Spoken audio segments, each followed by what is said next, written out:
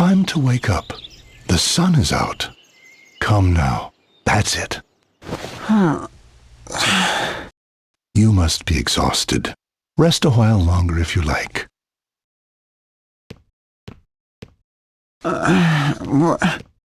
Where am I?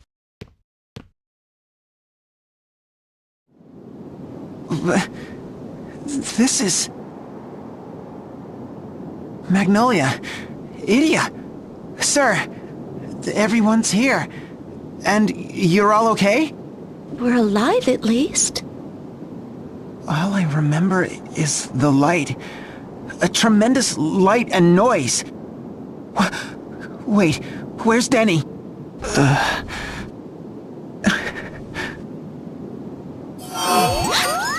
transmission from the moon? This is Magnolia. Appleberry, do you read me? Magnolia, I've been trying to reach you for ages. What in the world happened down there? The ball we were tracking in Luxembourg. Its signature has disappeared. We did it. We defeated Diamante. Finally, our people are avenged. You did it! You truly did it, Magnolia! You are the pride of Fort Loon, the savior of our people. As soon as your ship is repaired, return to us at once. At long last, we will rebuild our home. Yes, of course. Is something the matter, Magnolia? Rien. It's nothing. I'll return as soon as I can, sir. Just allow me a little more time to... rest. Of course. You've more than earned it. Rest well. We will be waiting for you. Magnolia.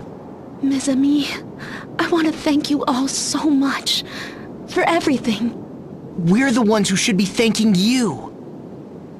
Agnes, you and I, even Luxembourg itself wouldn't be here today if not for you. You're really going back? We'll miss you. But you can come back and visit, right? Of course. I think... Ah, so you're all finally awake. Master Carl, it really is you. Why, if it isn't, 'tis. What a pleasant surprise. How many years has it been? Have you been keeping yourself well? You look so different from what I remember. Don't forget me. Ah, and sweet little Idia. When did you grow into such a fine young woman? So, I take it you all know one another. It's a long story, but this is where we all first met. Me and Agnes and Idia and... Master Carl runs the best inn in Caldisla. We always counted on him when you... Oh, that reminds me. The king is waiting for you at the castle. I promised I'd send you there as soon as you awoke. The king... of course. We'll go at once. Wow, sir. You even know the king. You never fail to impress. I guess so. Well, come on. We can't keep royalty waiting.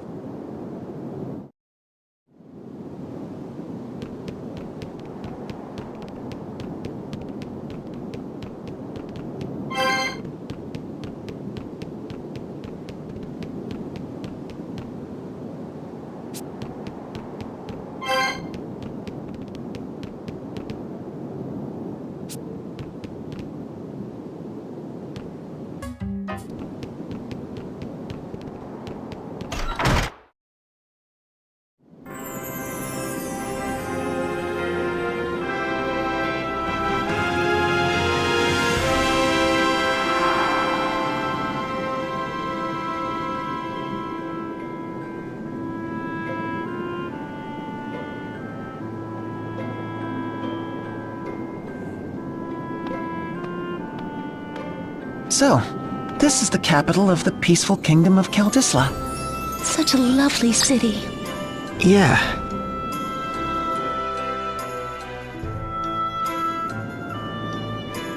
Is everything all right, sir? It's just strange. This is the capital of the country where I was born and raised. It's where I first met Agnes and everyone. So why... Why had I forgotten all about it until just now? What? You too, Tiz? Two? Idia, you mean... Yeah. It was like I'd forgotten everything. Ominous lighting that house on fire. Everything with Carl. And Owen! Oh, I only just remembered Owen now. Now that you mention it, I've read about Caldisla in countless books, but it's like there was a hole in my memory. What could this mean? So, you all fell victim as well. Alternus! What are you doing here? What am I doing? I'm the one who carried you out of the skyhold and to safety. That was you? I guess I should thank you for saving my life. Again. I would go to the very ends of the earth for you if you needed me, Idia. Right. Still, it never occurred to me that others might have been affected as I was.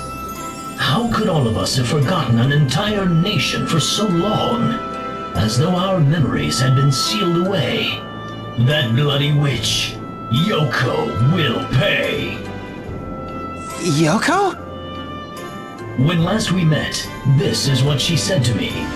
Go to Caldisla, the land of endings. At the time, the name Caldisla was entirely foreign to my ears. I imagine she must be somewhere even now, watching us with dark glee. You should hurry to the Grand Marshal's side. He and Pope Agnes will aid you. I will go to find my own answers.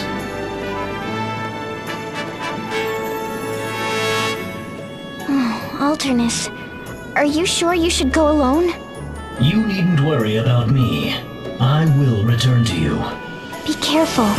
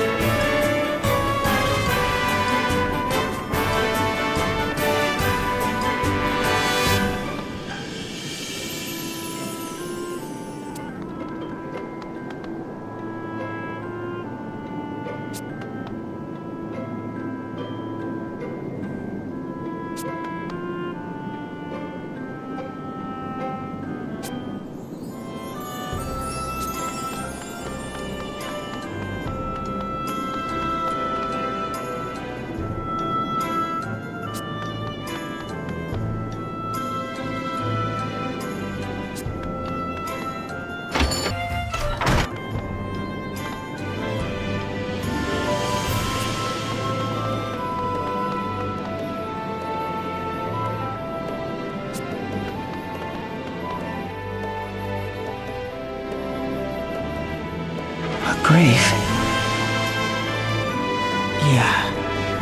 It belongs to my little brother, too. I'm sorry, sir. I didn't know. Tool's a lot younger than me. Even younger than you. I lost him to the Great Chasm.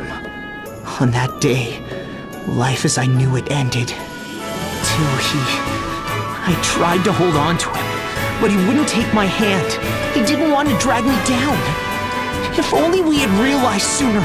If only we had known that... Enough, Tiz. Don't. Sorry.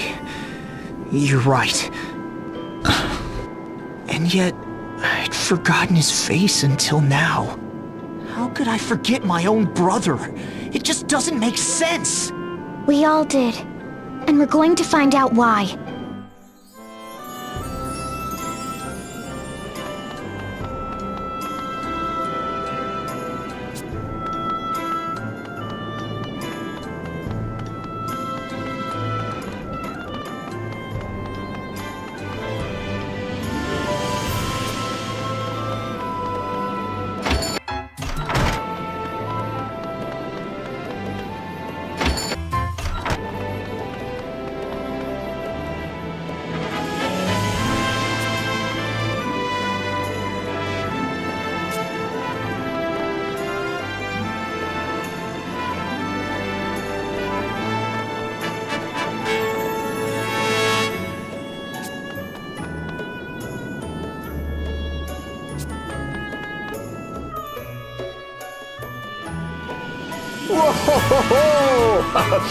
If it isn't young Tiz, hero of Caldisla. It's been too long, Your Highness. That it has. 2 whole years since you collapsed and were whisked off to Eternia. We worried about you, lad. It is good to see you back among us. This calls for a celebration. The savior of our kingdom, no, of our world, has returned to us. 3 cheers for Tiz! Huzzah! Huzzah! Huzzah! Long live the king! Long live our savior! You're too kind. I wasn't expecting such a royal welcome. Amazing, sir. The soldiers love you, and even the king depends on you. Today is truly a joyous day. We must prepare a great feast. Bring the finest meats and cheeses and... Oh! Tiz! Idia! Egel! I hardly even recognized you. Junior Captain Egel, do you have something to report? You bet I do! Forgive me, Your Highness. I come bearing urgent news! Let us hear it, my boy. There have been sightings of a great beast at Lantano Villa to the north, sire.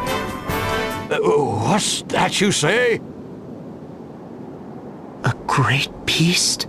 We the youth brigade would be honored to investigate for our king. We request permission to set out at once. Wait, Your Highness. You object to this, Tiz? We'll go investigate the rumors. Listen, Egel. The captain of the guard doesn't go looking for foes to conquer. It's not his job to rack up heroic deeds. His job is to keep his men in order, that they can protect the king and the people. But...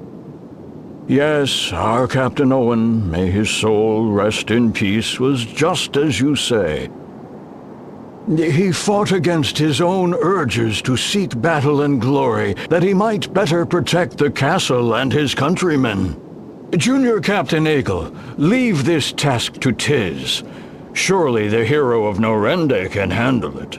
Let us focus our energies on defending this fair city, for it is a duty that captains and kings both share. Your Highness.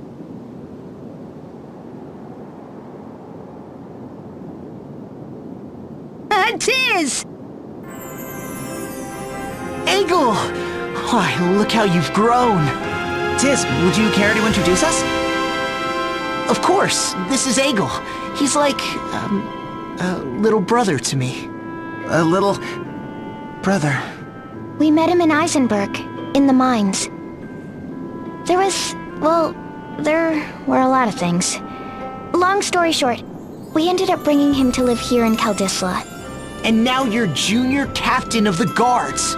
He must have worked hard the past 2 years. That's quite the accomplishment. I'm Yu Geniolja. Yu's a captain of sorts, too. He leads the Crystal Guard's own 3 Cavaliers. The leader of the 3 Cavaliers? That's amazing! You must be like the best of the best! So, why are you hanging out with someone like Tiz here? As smart-mouthed as ever, I see. Yu's a good friend of ours. I guess you could say he's like a slightly older, younger brother. Tiz, is anyone not like a brother to you? Junior Captain, the city garrison needs to be put through its paces. Yes, sir! I'm on my way! Good luck to you, Junior Captain. Thanks. You guys take care too, okay? Well, I guess that cinches it. Let's go look into that monster. Lantano Villa lies up to the north. I'll mark our map. We have to get to the bottom of this.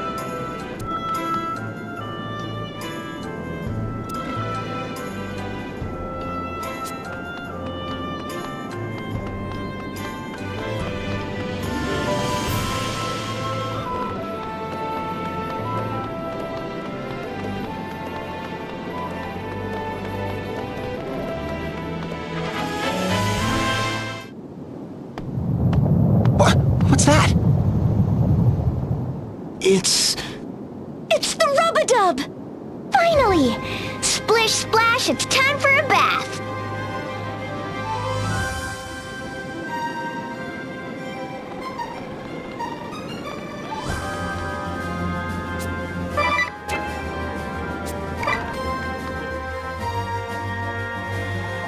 Miss Sakura, you're all right. I was out collecting the laundry when that pillar of light suddenly appeared. I don't remember precisely what happened, but the rub-a-dub started spinning and spinning like bathwater going down a drain. The next thing I knew, we were plunked down right in the middle of the ocean. It took more than a week to fix all the damage done to the baths and the boiler. This is the first time we've seen land since the whole disaster began. Ah, la vache! Talk about survival skills. You've been through quite the ordeal. We'll take over from here, so you just take it easy. Take it easy? This is no time to take anything easy. On our way here, we came across the biggest school of fish I've ever seen. Did you say fish? Our tanks are fit to burst with delights of the sea. I've already begun preparing the sashimi boats and writing up the menus. Tonight we'll be serving the bathhouse's super deluxe seafood banquet. I knew we saved the world for a reason.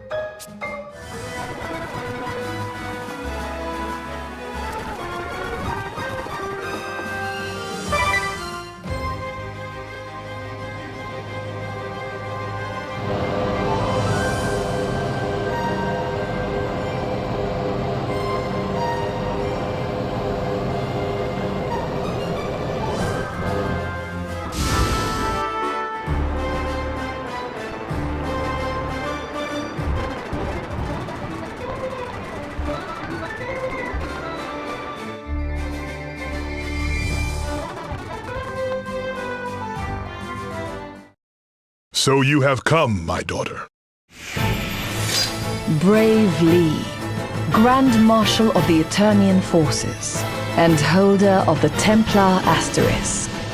The ruling hand of the duchy, and, closer to home, Idia's stern but loving father. After a long and bloody war, peace between the duchy and the Crystal Orthodoxy is finally within reach. What wisdom do you suppose he wishes to impart to you now? No, you come to me as Idia Lee, Knights Captain of the Eternian Ducal Guard. Father, what are you doing here? Answer me this. Are you prepared to succeed me? Are you ready to rule a nation? Father? In olden times, it was said that a true ruler must possess one of two qualities.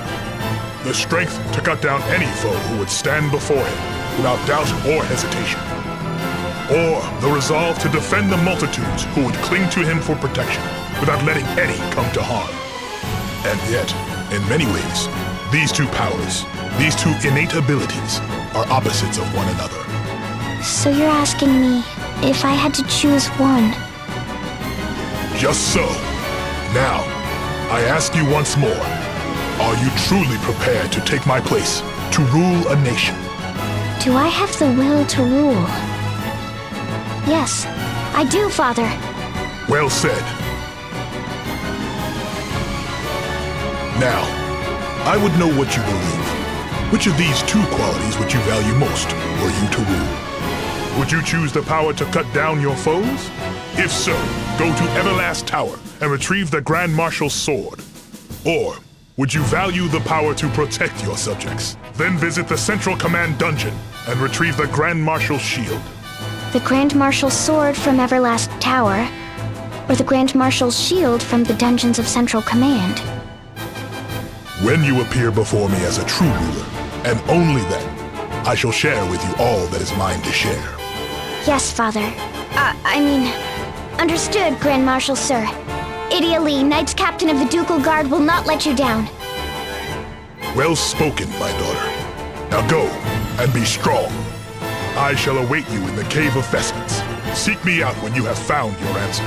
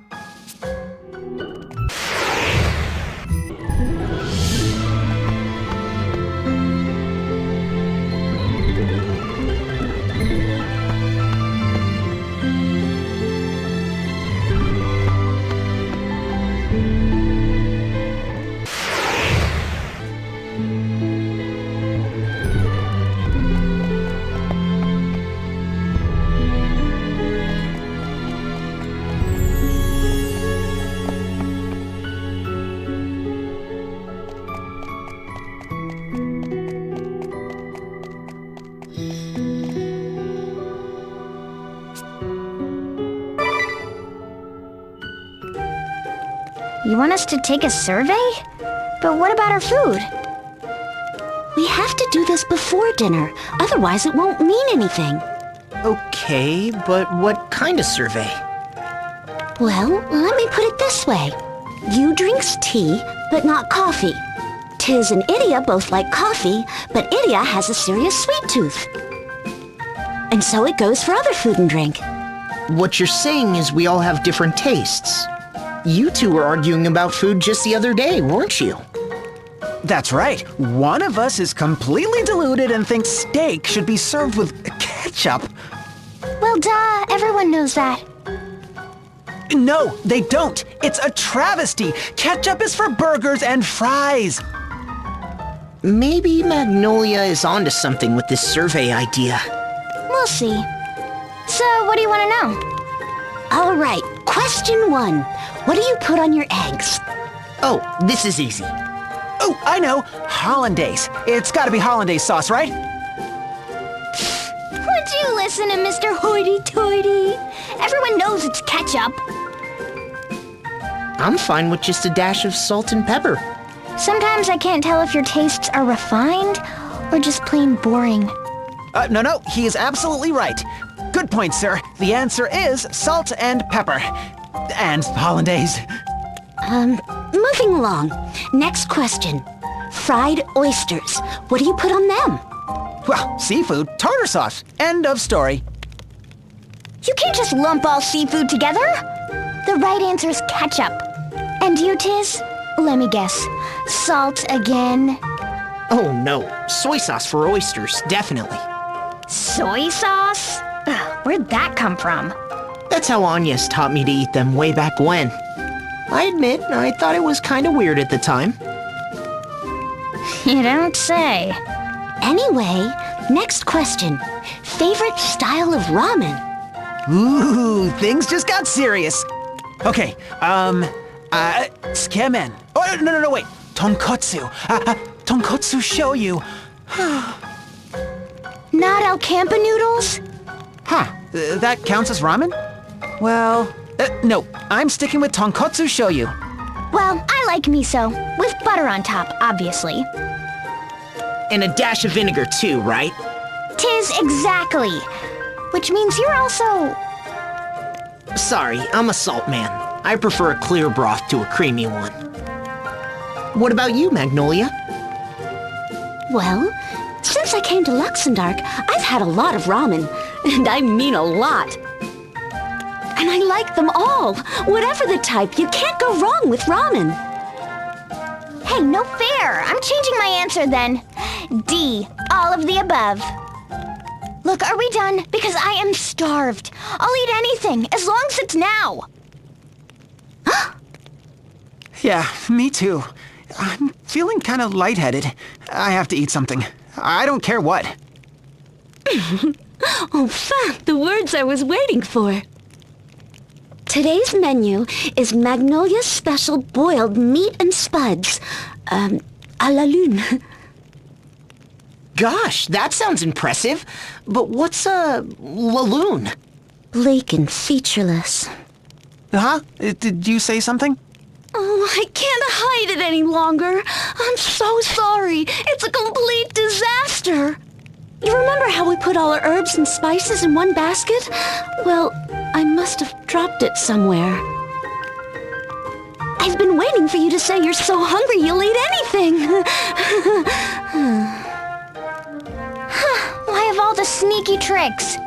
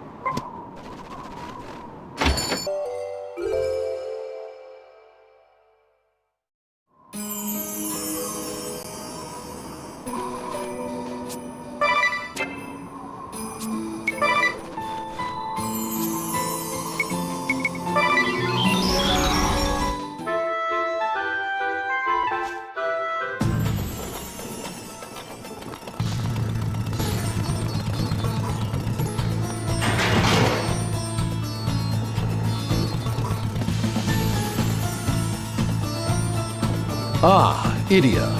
It is always a pleasure to welcome you.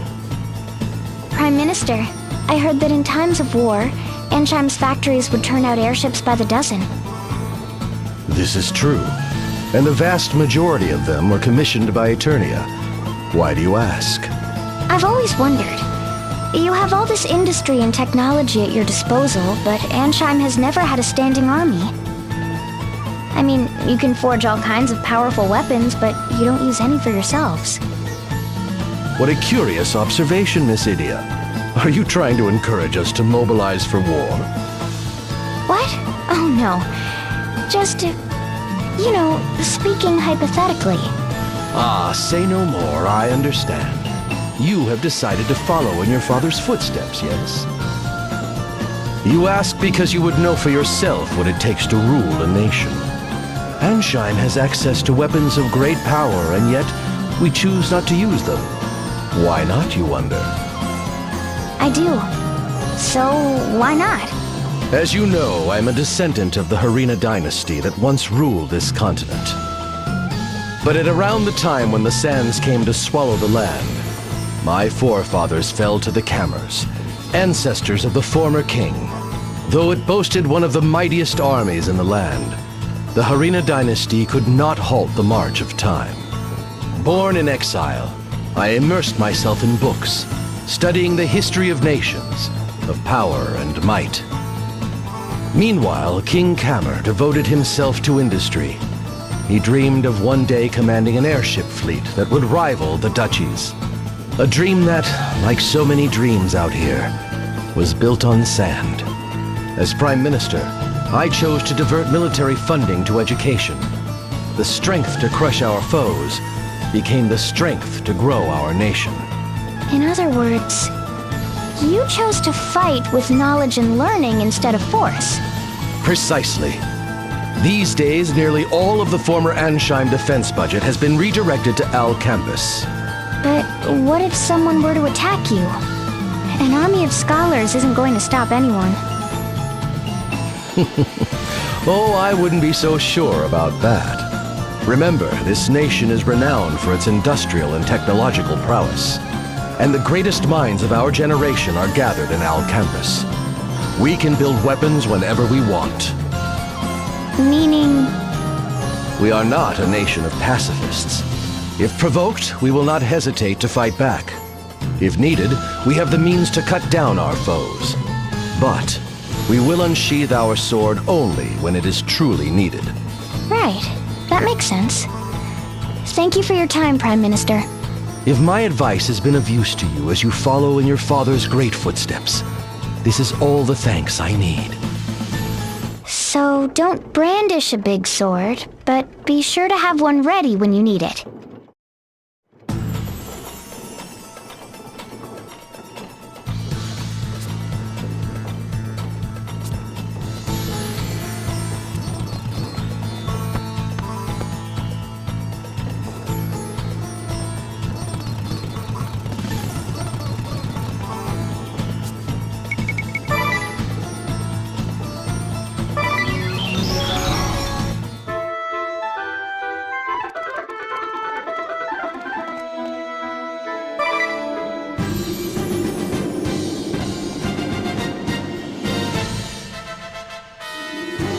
Hail, Idia! What brings you back to Eisenberg? The shield bearers fought the sword bearers by building unbreakable defenses. So, is it better to rule a nation by the shield? In these past few years, you've faced a coup d'etat, civil war, and relentless attacks by the Empire. And yet, under your command, the shield bearers held strong and repelled every threat. Commander Goodman, I would hear from you how a ruler might best defend his nation. A weighty question indeed. I take it you're preparing to follow in your father's footsteps.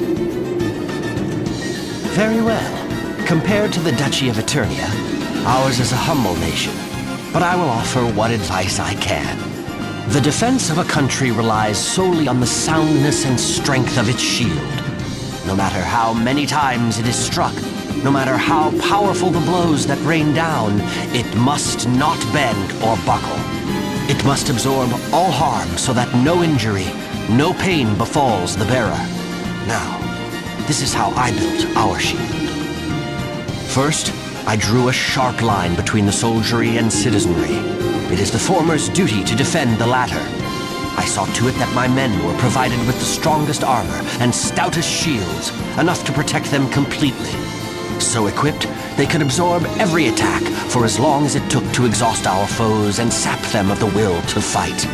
This was the doctrine of the shield bearers, and now that of the Eisenberg army. Of course, some argue that our approach is too rigid, too simplistic. Why not put greater focus on offensive power or mobility? I myself once entertained such ideas, and I was not the first shield bearer commander to do so. Were we to divert more of our forces to the offensive, we could weaken the enemy's assault, relieving the burden of defense.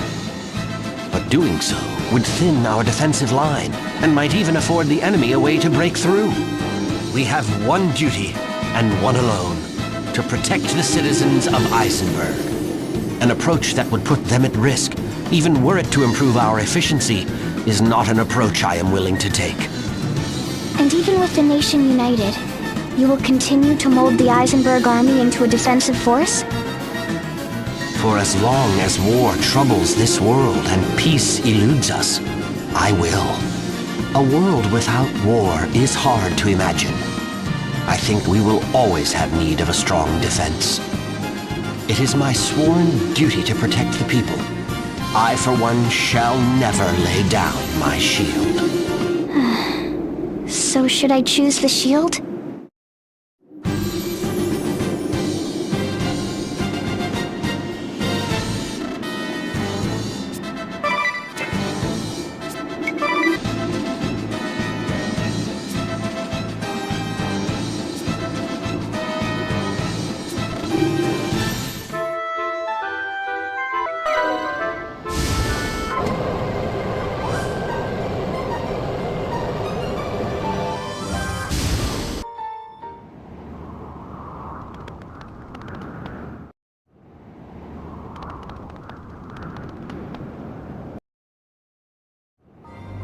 You return, my friends. A welcome sight. What brings you back to the home of the Saggita? The SP cannon has the power to annihilate any foe. If a strong sword is truly needed to rule a people, the Saggita would know. I would seek your wisdom, Elder. And I would hope that I have the wisdom you seek, my child. You have in your village a super weapon capable of blasting balls clear out of the sky. Yes, I suppose we do. Well, I was just wondering, do you think you could still lead your people without that power? So you would follow in your father's illustrious footsteps, Idiali. I am a humble elder of a sleepy hamlet in the clouds. I fear my advice would have little value to one who would rule a great nation. But I will answer you. Yes, the SP cannon is a weapon with the power to destroy our mortal foe. Such power might seem excessive and unbefitting our small mountain village. And yet there are Baals everywhere, and they threaten not just our people, but all who live in this world. Left unchecked, these fiends would destroy humanity, and we have the power to stop them. Whether this power is essential to govern my people, I cannot say. But it is a power that I would be a fool to relinquish. But what if someone tried to use this great power for evil? What then? This is, of course, a danger. Why, even used in good faith, an artifact of such power can have unforeseen and terrible consequences. But if we rejected this power out of fear, then what would happen to this world? Our foes would still be there, and who would hold them in check? When confronted with an unrelenting foe, what responsible leader would not take weapon in hand and destroy them? Your mind hears my words, yet your heart remains unconvinced. No, it's not that. It's just... It is all right, child. It is good to doubt. The question of how best to rule a nation is one with no easy answer. Maybe the sword is the answer.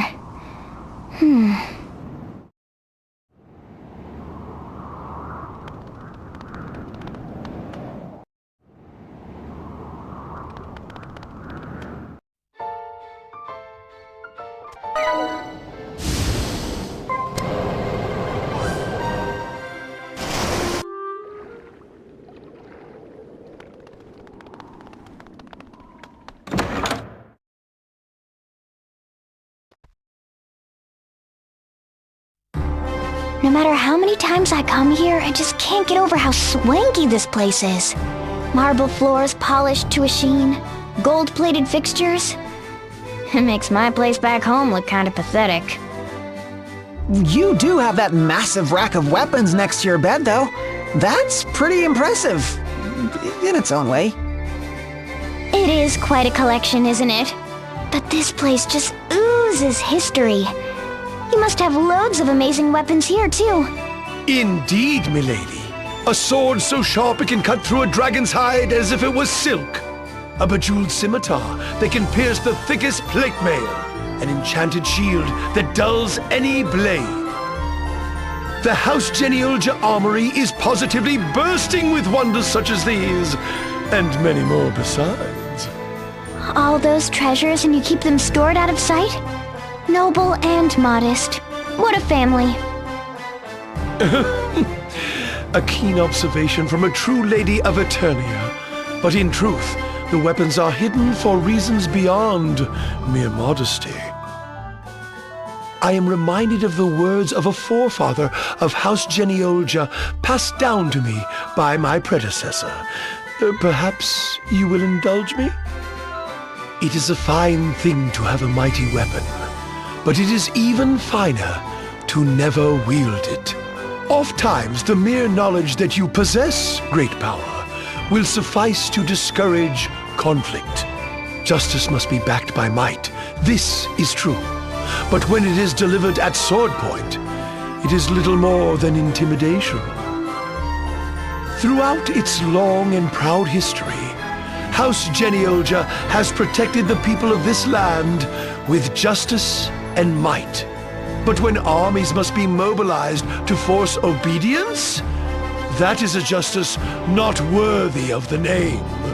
Now that I recall, there is another famous House Genealja proverb about shields. A stout shield is a fine thing indeed, but a world with no need for shields is all the finer. When people are well shielded, they can live without constant fear of the sword. There can be no denying this. But tell me, what is true peace of mind? Is it knowing a stout shield stands between you and a relentless foe? I think not. It is in knowing that you are safe from harm without a shield to keep such dangers at bay. Such are the ideals House Genealja espouses. This is why you will not see arms or armor adorning the walls of this manor. Or at least, this is what I have come to believe in my many years of service here. I see. So, ideally, a nation should have both swords and shields, but should have the need for neither.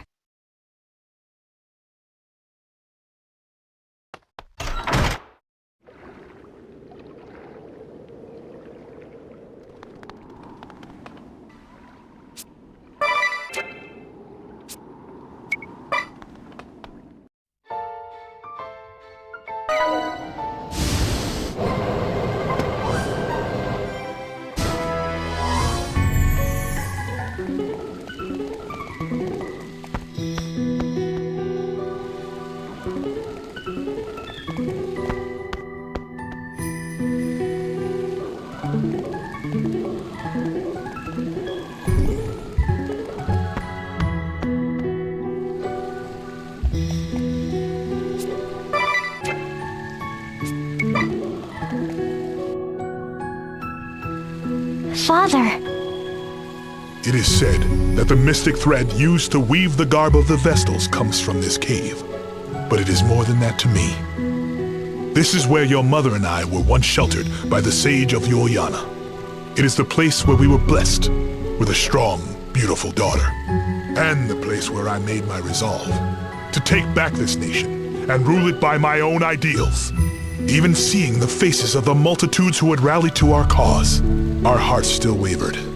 Dare we pitch our outnumbered forces against a great religious order with the power of the crystals at their command? Dare we did. We resolved to overthrow the orthodoxy, capture the Earth Crystal, and seize the throne. But how would we rule this new nation we would forge? How would we lead the world? After 3 days and 3 nights of heated debate, on the morning of the 4th day, I mustered my army. So this is where it all happened. I see you have found the Grand Marshal's sword and shield, and yet you have equipped neither. Tell me, Idia, is this how you would answer me?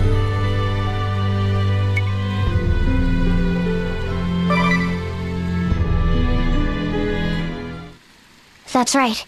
This is my answer. Explain yourself. As long as a nation exists, it will have enemies, whether or not it seeks them out. A ruler must have the power to fell those who would threaten the people's survival. This is why I sought the Grand Marshal's sword. And every nation has people within its borders, a citizenry that it must protect. To keep its subjects from harm, a ruler must carry a strong, sturdy shield. So, I sought out the Grand Marshal's shield.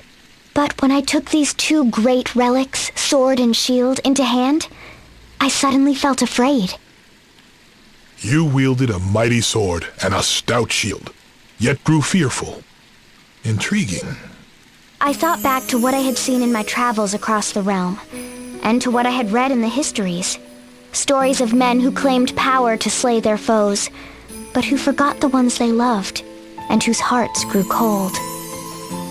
Men who gained the power to protect people, but then lost sight of themselves, and grew vain, proud, and complacent. They put too much faith in the power they'd achieved. It became all-consuming. It was all they cared about. That was what I was afraid of. Justice must be supported by might and authority. But when it is delivered at the point of a sword, it is not but coercion. You are right to fear power. Yes, even power sought in pursuit of justice is not immune from corruption. A stout shield is needed to protect the people in times of war. Yet the true goal should be a world with no need for shields. The noble course is to believe in the ideal. Find that stout shield, yes, but do not bear it. The little bird who left our nest has returned on the strength of her own wings. Along the way you were lost, injured and betrayed. You knew despair and cried in anguish. We were confused. We doubted everything. We closed our eyes and ears to the world around us. But you overcame the pain. You raised your head and did not shirk from the truth. You took your troubles in stride. I met new comrades and knew the warmth of friendship. I was emboldened. I listened. I learned just how much I still had to learn. I felt the love of my master, my friends, my family, and my father, who I always looked up to and strove to follow.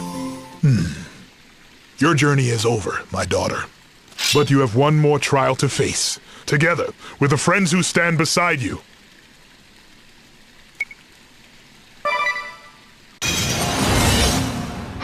I am Braev Lee, Grand Marshal of Eternian. This is your final trial.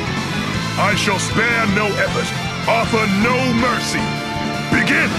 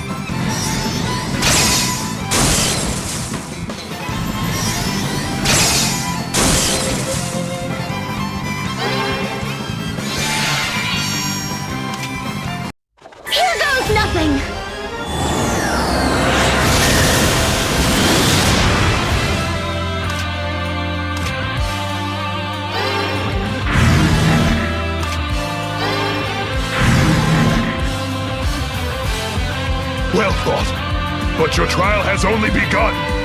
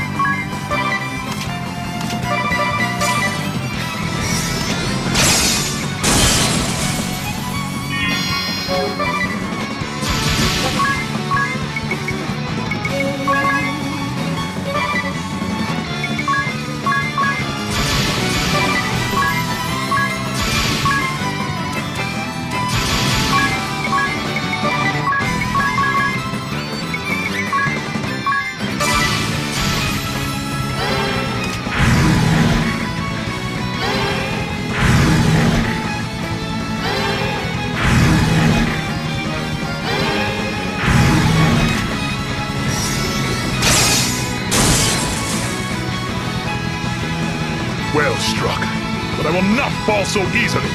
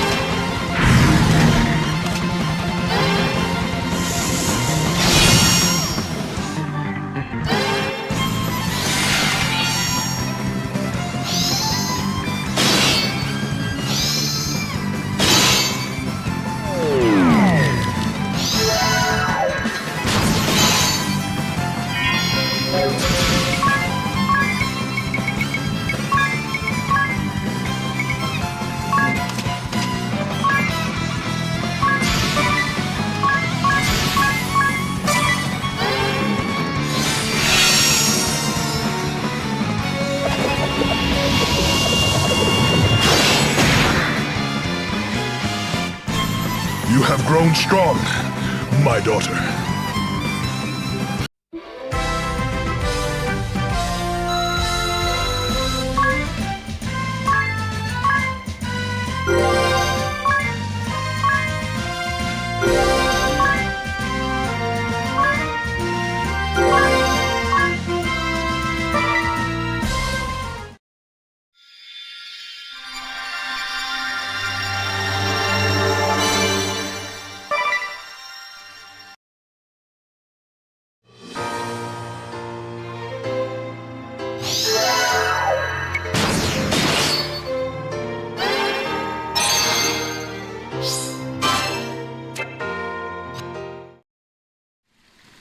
How strange. For the first time in my life, I feel no regret or frustration in defeat. Perhaps this is what I had hoped for all along.